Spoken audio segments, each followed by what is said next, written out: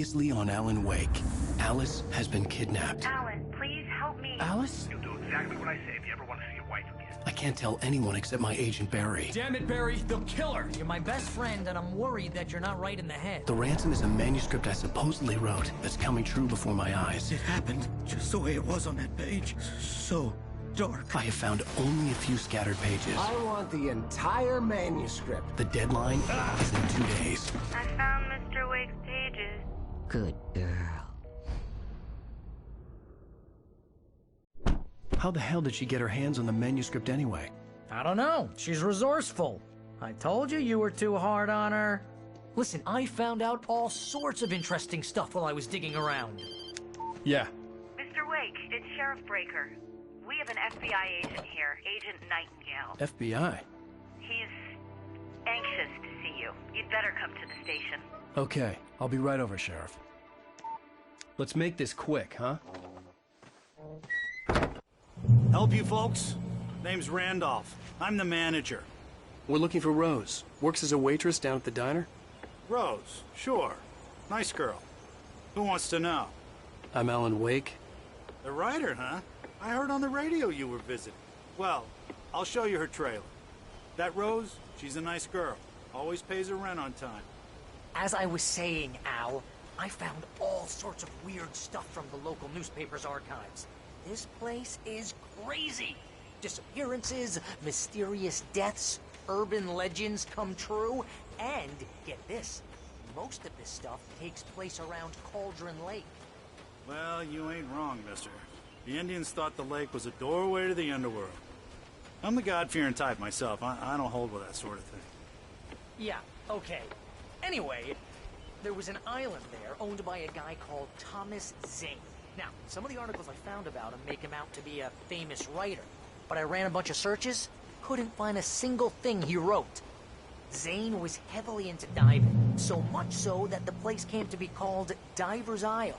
But the volcano under the lake erupted in 1970, and Zane went down with the island.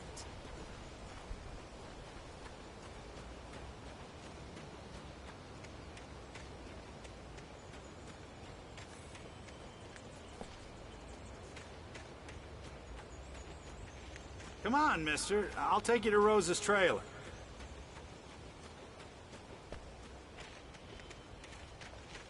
Yeah, how about that? It was there in the morning, as if it had fallen from the sky. But it would take a tornado to lift something like that. We're damn lucky it didn't crush any of the trailers.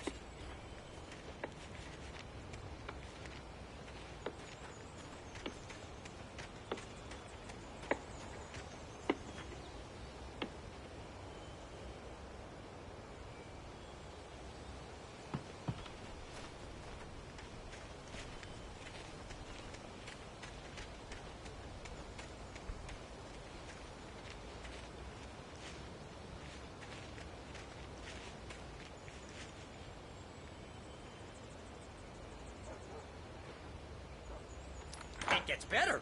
A local girl, Barbara Jagger, drowned in Cauldron Lake just a week earlier. They were lovers. Sure, Jagger's a local spook story. The Scratching Hag comes for you in the dark. Childish stuff like that. Anyway, Al, I'm just getting to the best part. All of the articles about this stuff were written by Cynthia Weaver. I asked around, and she's that crazy bag lady you met. What, the lamp lady? She can be a little loopy, but she's not homeless or anything. Yeah, anyway, she knew both Jagger and Zane before they both died, and she had some kind of a breakdown.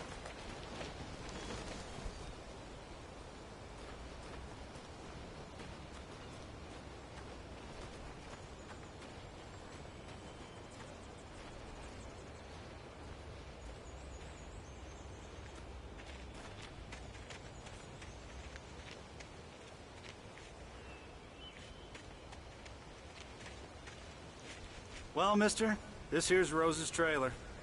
You mind me asking what you want with her? We're just here to talk to her, pal.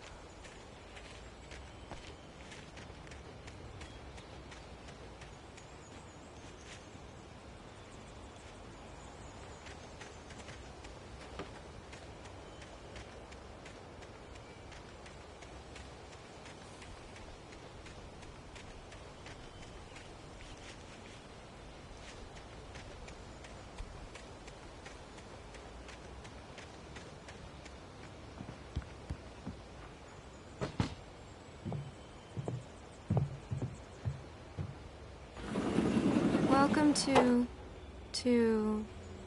Oh dear, Mr. Wake. I'm so glad you're here. Rose, you have my manuscript? Oh. Oh, yes. Yes. Please, come in. Hey, this is really good. Rose, Yes, my manuscript. I really need it. I understand. I know what you need. A muse to inspire you. Oh, for Barry? She doesn't have anything. Yeah, hey, Al? Al, what's... Oh... Barry! What? What?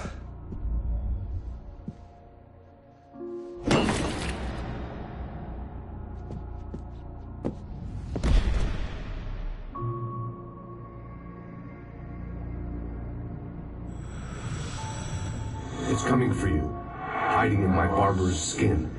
I'm too weak to stop it. You must turn the lights on.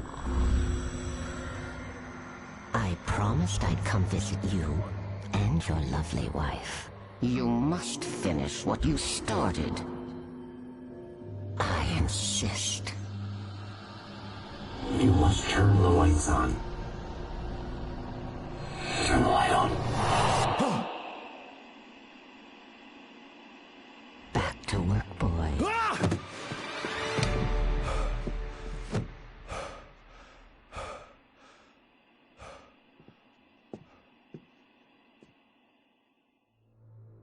I felt nauseous, hungover. Only anger kept me going. I can't tell reality from dream anymore, but it seems I have an imaginary editor to help me. She's an old woman in a funeral dress. I call her Barbara Jagger. She's very strict. I'm writing faster and faster. My manuscript is being heavily revised. The edits are getting very aggressive, and each day there's less of me and more of her. I hate it, but I know she's right. She promises me I can save Alice this way. She knows more of this than I do. About the complex incantation I'm attempting. About this place. She's worked with another writer under similar circumstances, Thomas Zane. The genre of the story seems to be shifting. It's turning into a horror story. I'm getting close. I can feel it.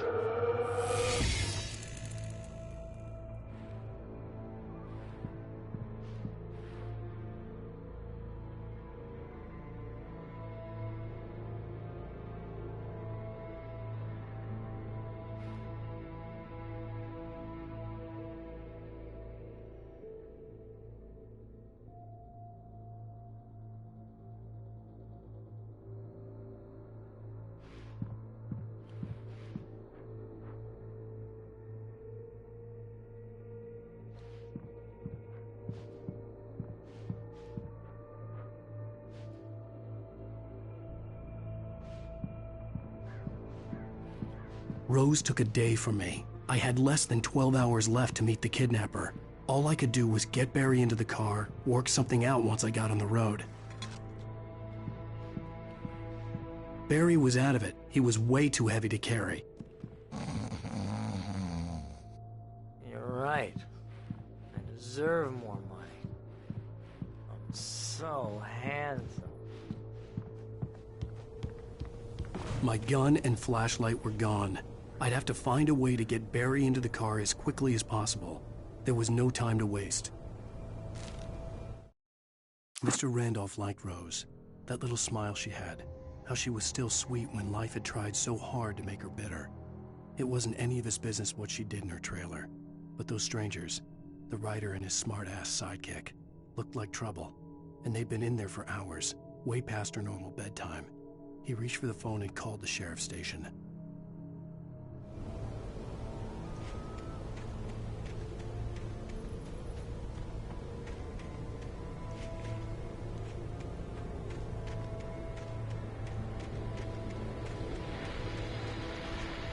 I just stepped outside to catch a breath of fresh air. Let me tell you, the weather's getting heavy. Nights like this make me especially glad I'm here talking to you and not home in bed. Once the weather takes a turn like this, I can't sleep at all. It's all tangled bed sheets and dark thoughts, punctuated by the occasional plunge into nightmare. Is it just me? Well, perhaps it is. But I hope I can make the night a little bit easier to get through. Caller, you're on KBF FM. Hey, hi, it's Walt Snyder. What's on your mind, Walt? Well, I am the way you are, but, well, I can't sleep either, you know? I just been staring out the window here, trying to make sense of it all, but, I ain't been drinking either, you know? I just... Well, you sound like a man with a problem, Walt. I had argument with Danny, and, then I got in trouble with the law, and, I'm just, well... I heard something like that, Walt. Yeah, well, Danny's my best friend, and, they let me on bail today, and now I'm just alone here at the window, waiting. Man, and there's something in the air tonight, man. I was just outside looking up at the sky above our broadcast tower thinking the same thing. What are you waiting for, Walt? I don't know. Something's gonna happen. I think I better go. Well, Walt, maybe... No, thanks, Pat. Well, good luck to you, Walt. Hang in there. Let's take a little break, folks. This weather's really something else, huh? How can I be sure that you will walk away? Why did you look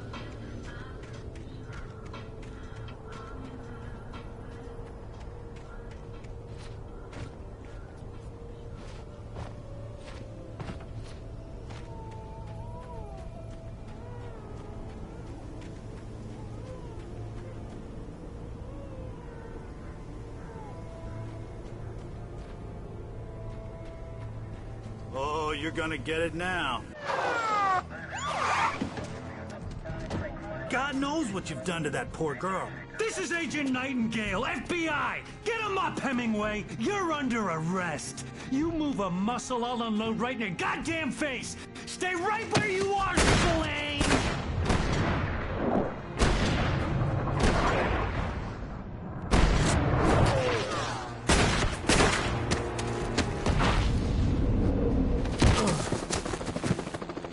What are? I'm standing right here, you goddamn maniac!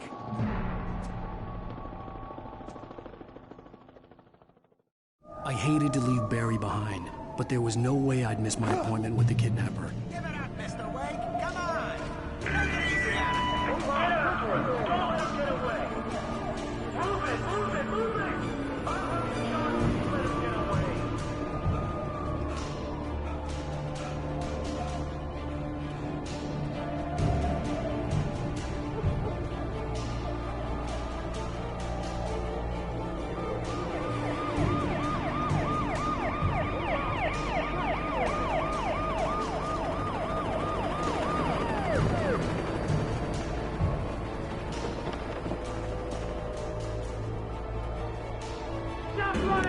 We have the suspect in sight! Okay, Ben. Keep your eyes peeled. He's gonna try to make it through here. Damn.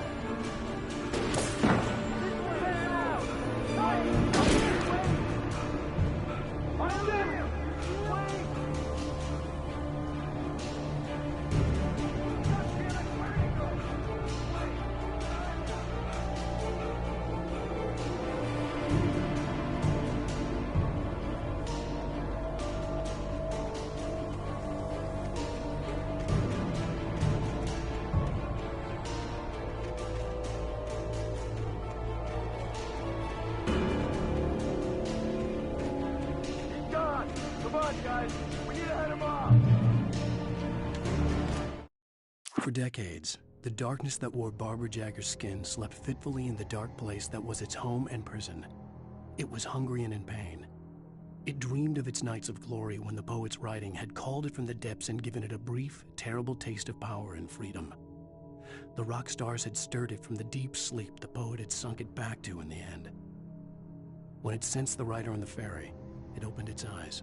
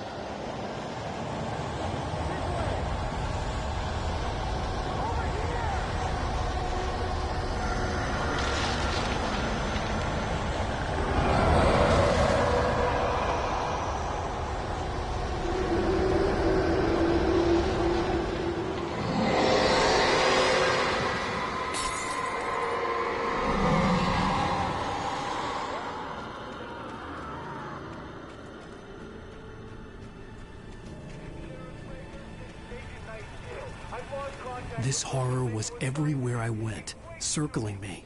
The cops didn't stand a chance. They were after a writer, not a monster.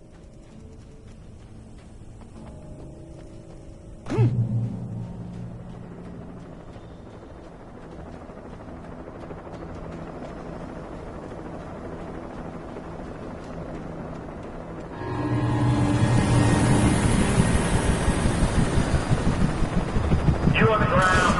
Hold it right there. There's nowhere to run. Freeze!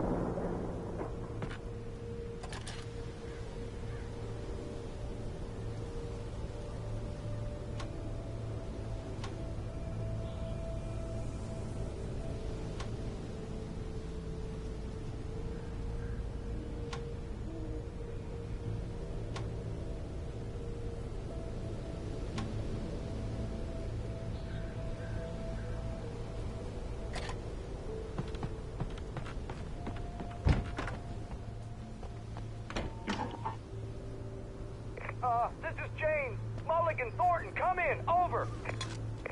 Thornton here. James, we got both Wheeler and Rose in custody. They didn't put up a fight or anything. Well, they were... Hey, what are you doing? Come on! Sit down and give me that. James, Mulligan here. Over. Go ahead, Mulligan. Over. We got Wheeler and Rose here. Wheeler's drunk or hopped up on something. Speaking of which, that Fed had a pretty distinctive whiff of Otis Scotch about him, you know what I mean. Over. I don't have anything on that, Deputy Mulligan. Over. Well, whatever. Anyway, Rose is just being plain weird here. You better get Doc in to take a look at both. Over. Gotcha. You better get them here quickly. The, Fed's gonna want to interview Wheeler. Over. Oh, yeah, I'll bet he does. Looks like they have a lot in common. Mulligan out.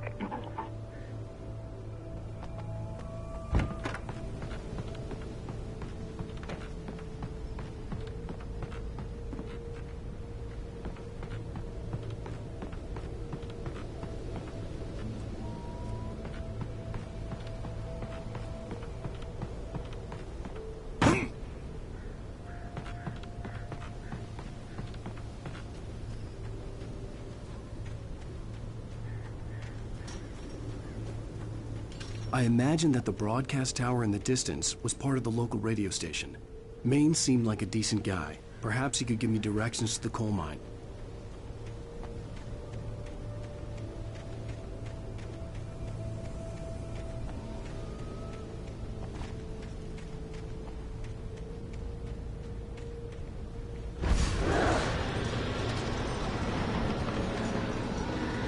Unnatural shadows clung to the gate. The darkness that was after me was trying to stop me. I wouldn't get through without a light.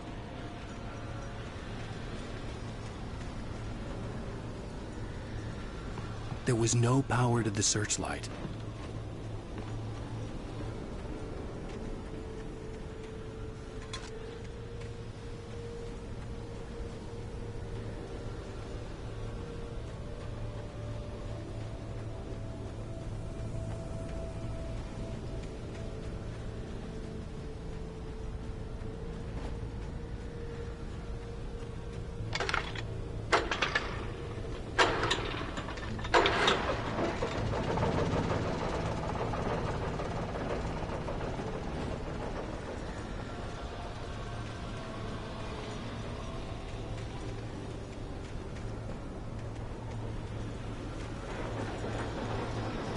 The old generator conked out.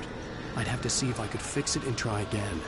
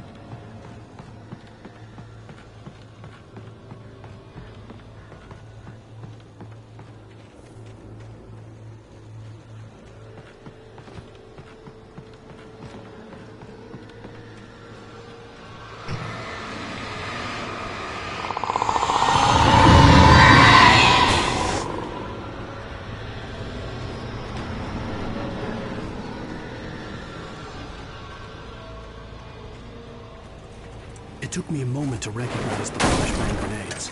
They were an ideal weapon for my situation. Team 1, come in. Over. Team 1, this is Sheriff Breaker. Report. Over.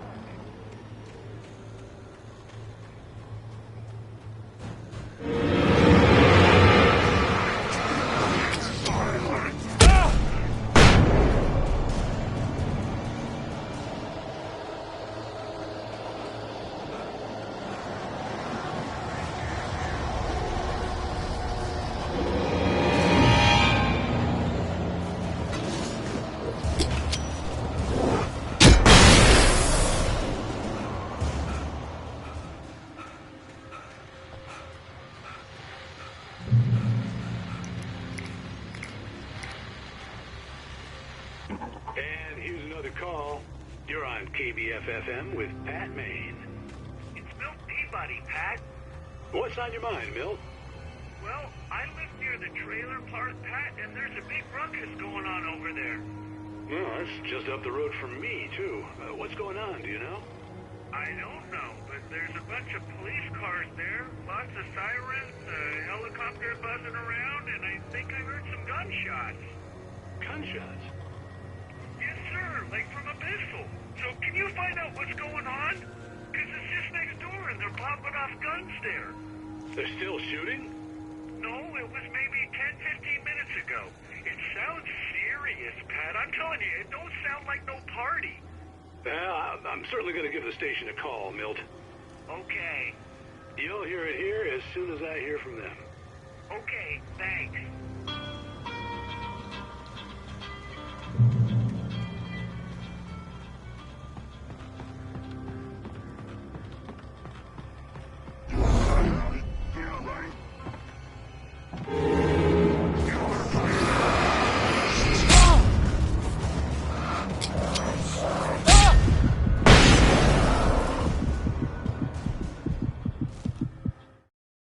Touched by the dark presence, Rose was lost in a dreamland where everything was drawn in black and gray crayons. The old lady had promised her that all her wishes would come true. She would be Alan Wake's muse. She was smiling so hard it hurt her face. She crushed a bottle full of sleeping pills into the coffee. Deep down inside, she was screaming in terror.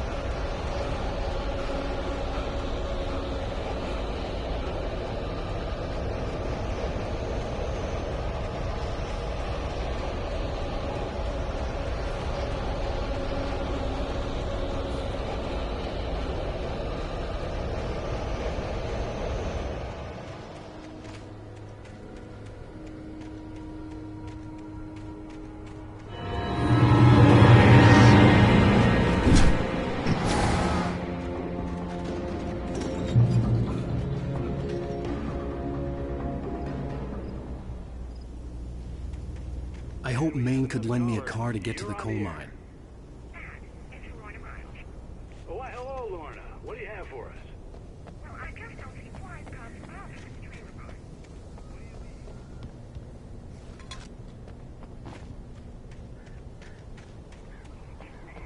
The sheriff should be helping us normal citizens instead of wasting resources on those people. Well, Let the trash sort themselves out. I'm sorry, but my granddaddy settled in Bright Falls in 1911. well, thank you very much for that compassionate viewpoint, Lorna.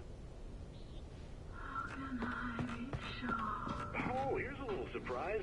The famous writer Alan Wake just walked in, folks. I'm going to see if I can talk him into an interview. Come on in, Mr. Wake. Oh, I'm so glad you could find the time to do this, Mr. Wake. Nowhere to run now, Dan Brown. You back away from me. Don't hurt her. Whoa, everyone calm down. Put the gun down. We're all friends here, right? Cool your jets, Nightingale. We got him. Judas Priest! What the hell's the matter with you? There's a civilian in there.